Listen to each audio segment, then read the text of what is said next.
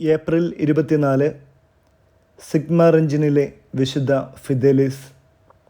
ജനനം 1577 ജർമ്മനിയിലെ സിഗ്മറിഞ്ചിനിൽ.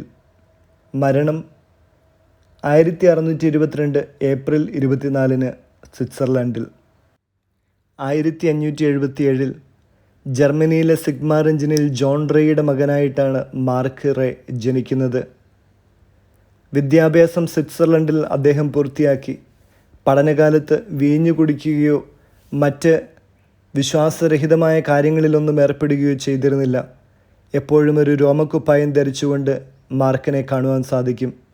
അടക്കവും വിരക്തിയും ജീവിതത്തിൻ്റെ ഭാഗമായിട്ട് ആ ചെറുപ്പക്കാരൻ എപ്പോഴും സൂക്ഷിക്കുന്നത് അദ്ദേഹത്തിൻ്റെ സൗന്ദര്യമായിട്ട് മറ്റുള്ളവർ കണ്ടു.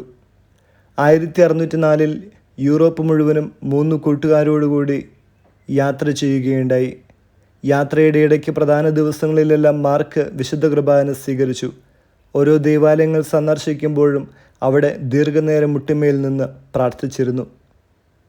യാത്രയ്ക്ക് ശേഷം ആൽസസിൽ കോൾമർ എന്ന നഗരത്തിൽ അഭിഭാഷക വൃത്തി ആരംഭിക്കുകയാണുണ്ടായത്.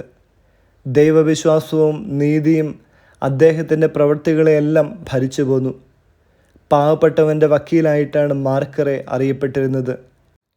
ലാഭത്തിനു വേണ്ടി കേസ് നീട്ടിക്കൊണ്ടുപോകുന്ന മറ്റ് വക്കീലന്മാരുടെ അനീതി നിറഞ്ഞ പ്രവൃത്തികളോട് അദ്ദേഹത്തിന് വെറുപ്പ് തോന്നുകയാൽ അഭിഭാഷക വൃത്തി ഉപേക്ഷിച്ച് കപ്പൂച്ചിൻ സഭയിൽ ചേർന്നു. 1612 പുരോഹിതനായി ഫിദേലിയസ് എന്ന നാമം സ്വീകരിച്ചു. തൻ്റെ സമ്പത്ത് മുഴുവനും ദരിദ്രർക്കും സെമിനാരിയിൽ വിദ്യാർത്ഥികളുടെ പഠനത്തിനുമായിട്ട് ദാനം ചെയ്യുകയാണ് ഉണ്ടായത്. സുപ്പീരിയർ ആയിരിക്കുമ്പോഴും അദ്ദേഹം എളിയ ജോലികൾ തിരഞ്ഞെടുത്ത് ചെയ്തുകൊണ്ടിരുന്നു. കാൽവിൻ്റെയും സ്വങ്ലിയുടെയും പാഷണ്ഡതകൾക്കെതിരായി പഠിപ്പിക്കുവാനും പ്രസംഗിക്കുവാനും ഒരു കൂട്ടം കപ്പൂച്ചിൻ വൈദികരോടൊപ്പം ഫാദർ ഫിദേലിയസിനെയും സ്വിറ്റ്സർലൻഡിലേക്ക് നിയോഗിച്ചു. പാഷണ്ഡതകളിൽ അകപ്പെട്ടവരെ അതിൽ നിന്ന് മോചിപ്പിക്കാനുള്ള പ്രവർത്തനങ്ങൾ എപ്പോഴും ആപദ്ഘട്ടങ്ങളിൽ നിറഞ്ഞതായിരുന്നു. പ്രഭാഷണങ്ങൾ വഴി അനേകം കാൽവിനിസ്റ്റുകളെ മാനസാന്തരപ്പെടുത്തുവാൻ ഫാദർ ഫിദേലിയസിന് കഴിഞ്ഞു. തന്നിമിത്തം കാൽവിനിസ്റ്റുകളുടെ വിരോധത്തിന് അദ്ദേഹം എപ്പോഴും കാരണമായിക്കൊണ്ടിരുന്നു.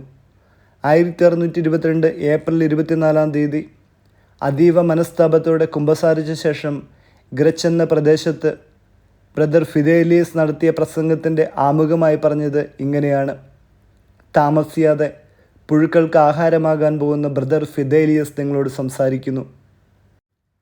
കലിപൂണ്ട കാൽവിനിസ്റ്റുകൾ ഫിദേലിയസ് അച്ഛൻ പാവപ്പെട്ടവരെ സഹായിച്ചതും പകർച്ചവ്യാധി പിടിപെട്ട രോഗികളെ ശുശ്രൂഷിച്ചതും തൻ്റെ പ്രസംഗവും പ്രാർത്ഥനയും പ്രായശ്ചിത്തവും വഴി പാപികളെ മാനസാന്തരപ്പെടുത്തിയതുമെല്ലാം മറന്നു. ഓസ്ട്രിയയിൽ നിന്നുള്ള സ്വാതന്ത്ര്യത്തിന് ഫാദർ ഫിദേലിയസ് എതിർനിന്നുവെന്ന കാരണം പറഞ്ഞുകൊണ്ട് അദ്ദേഹത്തെ കത്തികൊണ്ട് കുത്തിയും അടിച്ചും കൊല്ലുകയാണുണ്ടായത്. കപ്പൂച്ചിൻ സഭയിലെ ആദ്യത്തെ രക്തസാക്ഷിയായ അദ്ദേഹത്തെ ബെനഡിക്ട് 14 മാർപ്പാപ്പ 1746 ജൂൺ 20 വിശുദ്ധനായി പ്രഖ്യാപിച്ചു. വചനം സെഫാനിയ 3-9 കർത്താവിൻ്റെ നാമം ജനതകൾ വിളിച്ചപേക്ഷിക്കാനും ഏകമനസ്സോടെ അവിടത്തേക്ക് ശുശ്രൂഷ ചെയ്യാനും വേണ്ടി അന്ന് ഞാൻ അവരുടെ അധരങ്ങളെ ശുദ്ധീകരിക്കും. വിചിന്തനം: മന്ദത കൂടാതെ എന്നും ദൈവത്തോട് വിശ്വസ്തനായി ജീവിക്കണമെന്നുള്ളതായിരുന്നു ഫാദർ ഫിദേലിസിൻ്റെ നിരന്തര പ്രാർത്ഥന.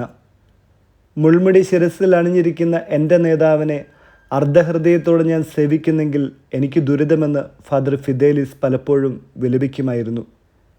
ദരിദ്രരോടുള്ള അനുകമ്പയും അലസതയോടുള്ള അവജ്ഞയും ഫാദർ ഫിദേലിസിനെ ഇക്കാലത്തിന് അനുയോജ്യനായ വിശുദ്ധനാക്കുന്നുണ്ട്.